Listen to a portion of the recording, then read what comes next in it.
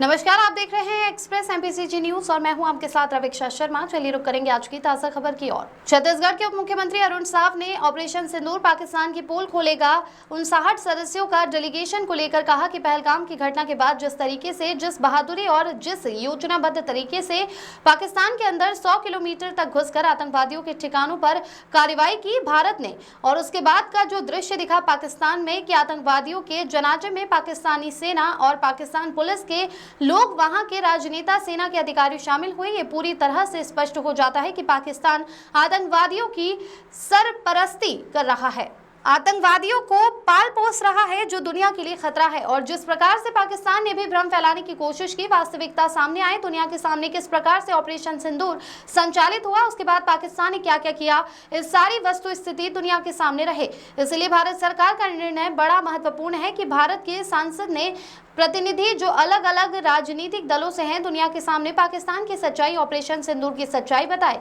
वहीं उप मुख्यमंत्री ने सरकार की तरफ से शशि थरूर का नाम डेलीगेशन में शामिल करने के बाद कांग्रेस नेता जयराम रमेश ने इस पर कई तरह के सवाल खड़े किए हैं। इस मामले को लेकर कहा कि हर सच्चे भारतीय ऑपरेशन सिंदूर के साथ खड़ा हुआ है, भारतीय सेना के साथ खड़ा हुआ है, देश के सरकार के निर्णय के साथ खड़ा हुआ है। उससे कोई आहत होता है तो यह दुर्भाग्य की बात है। वहीं उन्होंने भारत के कुछ बांग्लादेशी वस्तुओं के आयात पर बंदरगाह प्रतिबंध लगाने को लेकर कहा कि जिस प्रकार की परिस्थिति है, भारत को अपने हितों के लिए ऐसे निर्णय करने पड़ेंगे और भारत लगातार आत्मनिर्भर बने, सक्षम बने और भारत के हितों को ध्यान में रखकर भारत निर्णय करेगा। अरुण साव ने हरियाणा की यूट्यूबर ज्योति मल्होत्रा को पाकिस्तान के लिए जासूसी करने के आरोप में गिरफ्तारी पर कहा, देश के अंदर रहकर इस प्रकार की हरकतें करते हैं और जो भी इस तरह की गतिविधियों में है, निश्चित रूप से भारत सरकार की नजर है और भारत सरकार इन पर कठोर कार्रवाई करेगी। योगेंद्र सिंह बैस की रिपोर्ट।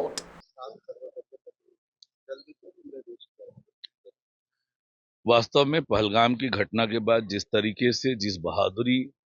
और जिस योजनाबद्ध तरीके से पाकिस्तान के अंदर 100 किलोमीटर तक घुसकर आतंकवादियों के ठिकाने पर कार्यवाही की भारत ने,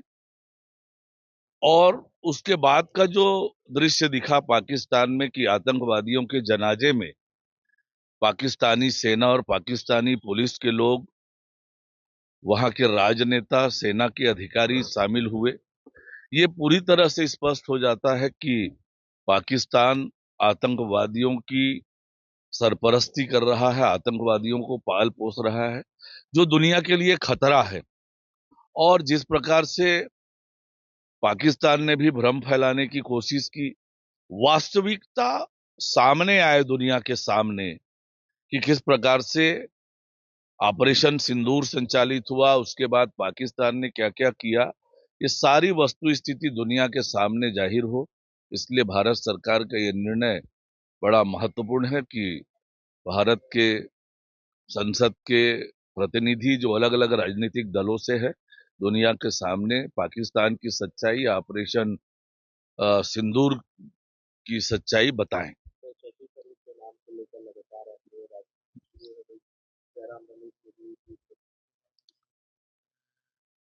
देखिए, जिस प्रकार से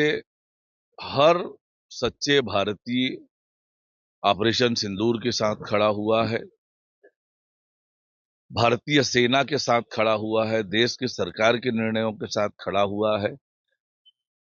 उससे कोई आहत होता है तो ये दुर्भाग्य की बात है। हरियाणा कुछ निर्यात को भारत में बैन करते हैं। देखिए, जिस प्रकार की परिस्थिति है, भारत को अपने हितों के लिए ऐसे निर्णय करने पड़ेंगे और भारत लगातार आत्मनिर्भर बने, सक्षम बने और भारत के हितों को ध्यान में रखकर भारत निर्णय करेगा।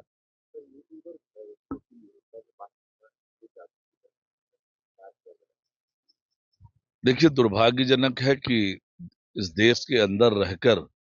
इस प्रकार की हरकतें करते हैं और जो भी इस तरह की गतिविधियों में इन्वॉल्व है, निश्चित रूप से भारत सरकार की नजर है और भारत सरकार इन पर कठोर कार्यवाही करेगी।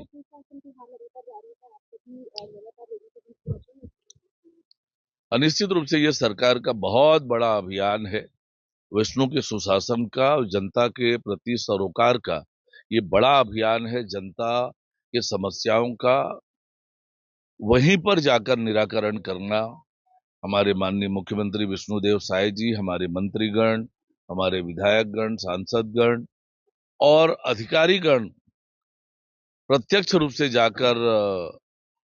समस्याओं को सुनना, उसका निराकरण कर रहे हैं। ये जैसे मैं कहता हूं, यही राम राज्य की परिकल्पना है, जब जनता के बीच जाकर सरकार उनकी समस्याओं का निदान करे।